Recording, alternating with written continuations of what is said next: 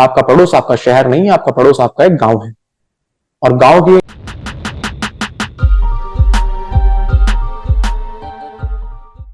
नमस्ते, कैसे हैं आप सब लोग। तो स्वागत है आप सब लोगों का आपके शगुन भैया के YouTube चैनल पे।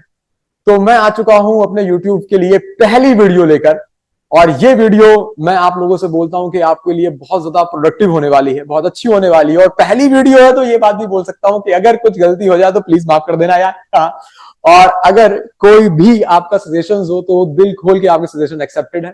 आप कमेंट्स कीजिएगा, पर्सनल मेल कर दीजिएगा, मैसेज कर दीजिएगा, सब सजेशन आपके एक्सेप्टेड है। चलिए, तो ज्यादा घुमा फिरा के बात नहीं करते, बात करते हैं मुद्दे पे। मुद्दा मुद्दा क्या भैया? भैया ये चैनल क्यों? दो डोमेन्स, एक था यूपीएससी की इकोनॉमिक्स और दूसरा था मल्टी डायमेंशनल वीडियोस। तो मैंने पहले कोशिश करी कि मैं वीडियो बनाता हूं मल्टी डायमेंशनल टॉपिक्स पे लेकर। क्यों किया भैया ऐसा? क्योंकि मैं चाहता था कि पहली वीडियो, एक तो मेरे टाइटल, एक सोच, एक पहल को क्लियर करे। दूसरा, ये वीडियो हर एक वर्ग का इंसान बैठ के देखे तो उसे लगे कि क्या हो रहा है, ये क्या होना चाहिए था और कैसे सब चल रहा है। तो क्या है भैया पहली वीडियो? पहली वीडियो में दो कौन सी बात करने वाले हैं? पहली वीडियो में जो मैं बात करने वाला हूं बच्चों, आपने सही समझा, आप सब लोगों ने सही समझा, शिक्षा और स्वास्थ्य। शिक्षा, पहला मुद्दा शिक्षा है। और शिक्षा जो कि हमारा अधिकार भी है, जो कि हम लेना भी चाहते हैं, जो कि मैं दे भी रहा हूं। फिर भैया शिक्षा पे बात करने का मुद्दा क्या है? शिक्षा पे बात करने का मुद्दा आपके सामने आपको दिख रहा होगा। हमारे पास सामने एक रिपोर्ट है, जिस रिपोर्ट के अंदर फर्स्ट स्लाइड में हिंदुस्तान टाइम्स की रिपोर्ट फरवरी 2023 में पब्लिश हुई। क्या बताना चाहते हो भैया इस रिपोर्ट से? इस रिपोर्ट से सिर्फ आपको ये बताना चाहता हूं, इस रिपोर्ट से आपको ये दिखाना चाहता हूं कि हम सब लोग अपने आराम से घरों में बैठकर ये वीडियोस देख रहे हैं और हम सब लोग एजुकेशन के बात कर रहे हैं। लेकिन सच्चाई क्या है? देखिए, एक बात और बता देता हूं आपको इस बात में बीच में रोक के, कि मेरी पूरी कोशिश रहेगी कि आपको इस चैनल पे जितनी वीडियोस मिले उनमें डाटा पूरा ऑथेंटिक मिले।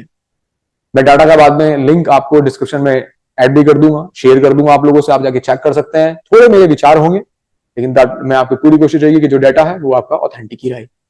पहला डाटा के साथ मैं आपके पास जो आ रहा हूं वो स्लाइड नंबर 1, जो कि देख रहे हैं कि 1.2 million students out of schools, most of them at elementary level. क्या पढ़ाऊं इस बात पे, क्या बताऊं इस बात पे? इस बात पे ये बताना है आप लोगों को कि हमारे देश के अंदर गवर्नमेंट की रिपोर्ट के अकॉर्डिंग कितने बच्चे शुरुआती दौर में ही अपनी एजुकेशन को छोड़ देते हैं, पढ़ाई को छोड़ देते हैं। शिक्षा जो हमारा बेसिक राइट है, जिसके बारे में इतनी बात होती है, इतने प्लान्स बनाए जाते हैं, तब भी हम देखें तो इतने बच्चे वो हैं जो छोड़ देते हैं। आप सोचिए कि आने वाला भविष्य जो है, अगर इतने बच्चे स्कूल नहीं जा रहे हैं तो कैसा होगा? जब हम कह रहे हैं कि हम अपने भारत को आगे लेकर जाएंगे, तो क्या स्कूलों को छोड़ने से भारत आगे चला जाएगा? ये बात सोचने वाली है, और सोचना ही पड़ेगा। क्यों नहीं सोचेंगे हम? इसी डाटा को सपोर्ट करने के लिए हमारे पास दूसरी रिपोर्ट आई, जो रिपोर्ट यूनेस्को ने छापी। और यूनेस्को की जब मैं इस रिपोर्ट की बात करता हूं तो ये रिपोर्ट आपको ये बात दिखा सकती है, आप ऊपर ये बात क्लियरिटी से देख पाएंगे कि हमारे पास स्टूडेंट्स के स्कूल आने के बाद उनके छोड़ने का जो ग्राफ है, ये ग्राफ लगातार आप देखें तो ये ग्राफ हमारा ऊपर ही जा रहा है भैया। ये ग्राफ नीचे नहीं आ रहा।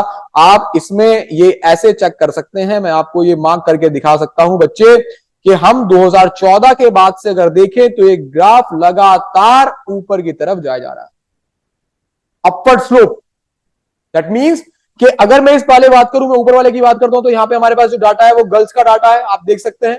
और हमारे पास जो यहां पे डाटा है वो बॉयज का डाटा है, आप देख सकते हैं। और आप यहां पे ईयर वाइज को चेक कर सकते हैं कि बेटा देखिए कि 2012 में हमारे पास जो अंदर भैया जो स्कूल में पढ़ने वाले बच्चों की संख्या ज्यादा थी, फिर वो बढ़ रहे थे, स्कूल जा रहे थे। 2014 के बाद 2020 में डाटा ऊपर शूट कर रहा है।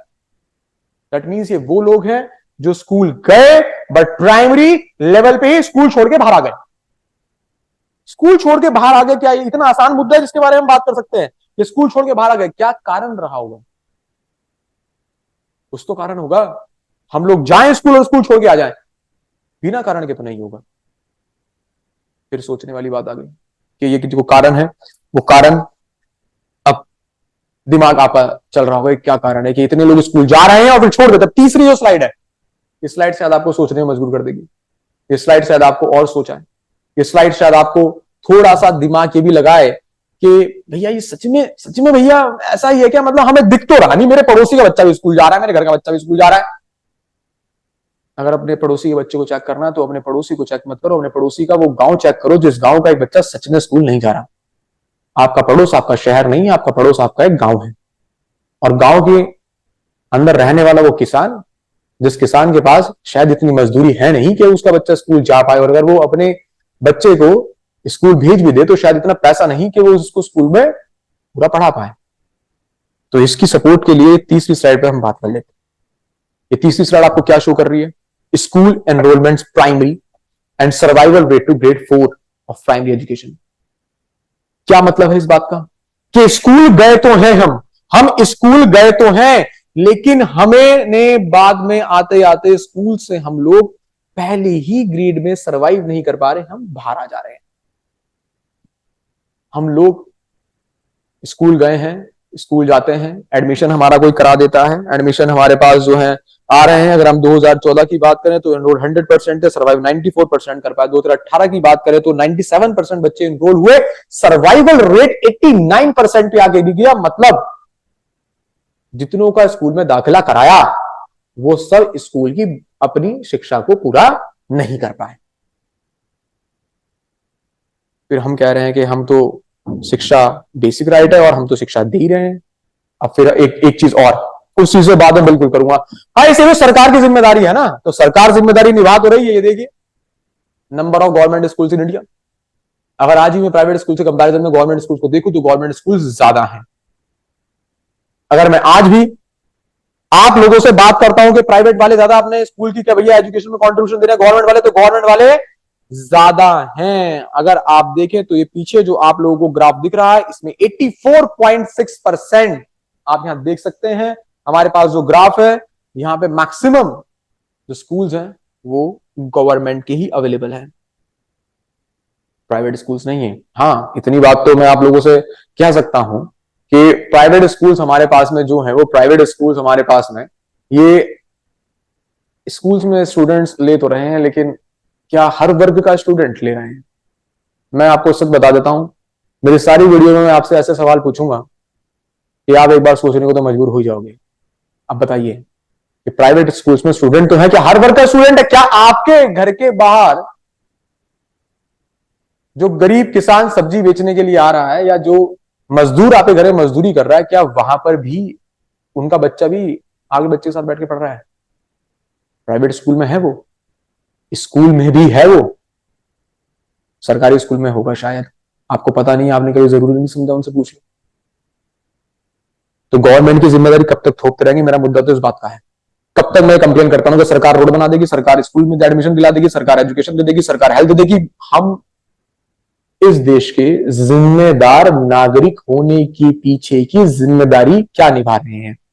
सोचना यह है। दूसरा सोचना यह है कि अगर गवर्नमेंट के इतने स्कूल्स हैं, अगर गवर्नमेंट इतना काम कर रही है, अगर गवर्नमेंट के ये सब स्कीम्स और ये सब प्रोग्राम्स हैं, तो क्या बच्चों को इनके बारे में नहीं पता, या जागरूक नहीं है वो, या जाना नहीं चाह रहे वो? गैप बन चुका है। अब उस गैप के बारे में फिर हमें सोचना पड़ेगा, हमें साथ मिलकर सोचना है। मैं तो बहुत टाइम से इस बात पे लगा हुआ था, और आप लोगों सब जो जानते हैं मुझे वो देखते हैं, इस बात को समझते हैं कि शिक्षा स्वास्थ्य भैया हमेशा बोलते रहते हैं, और मैंने तो शुरुआत की है और आप लोग सब मेरे साथ इससे शुरुआत में जुड़े हैं। और मैं वादा करता हूं आप लोगों से, मैं एक भी दिन आप लोगों को ऐसा फील नहीं होने दूंगा कि क्या हमने गलत चैनल सब्सक्राइब कर लिया क्या। मैं आपको दिखाऊंगा ये कि इस पे आने वाला कैसे एक एक रेवेन्यू एक एक बच्चे की एजुकेशन में हेल्प कर रहा है। दिखाऊंगा मतलब आपको मैं ये वीडियोस पे डालूंगा, आपको डाटा शो करूंगा मैं ऑथेंटिक। मैं शुरुआत कर रहा हूं, चलो मुझे ये बात बतानी थी इस वीडियो में, लेकिन आपको भी शायद कुछ करना पड़ेगा, करना चाहिए। मैं ये कहता हूं, मेरी सलाह है कि अगर आप लोग लाइफ में कुछ अचीव कर रहे हैं, या आप अचीव कर लोगे या अचीव कर लिया, तो एक बच्चे की शिक्षा में आपका कंट्रीब्यूशन बनता ही है।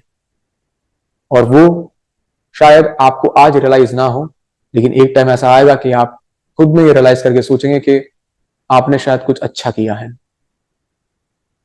शिक्षा का दान महादान है और इसी चीज को हमें सोचना है। मैंने आपको ऑथेंटिक डाटा के साथ ये बात बोली है।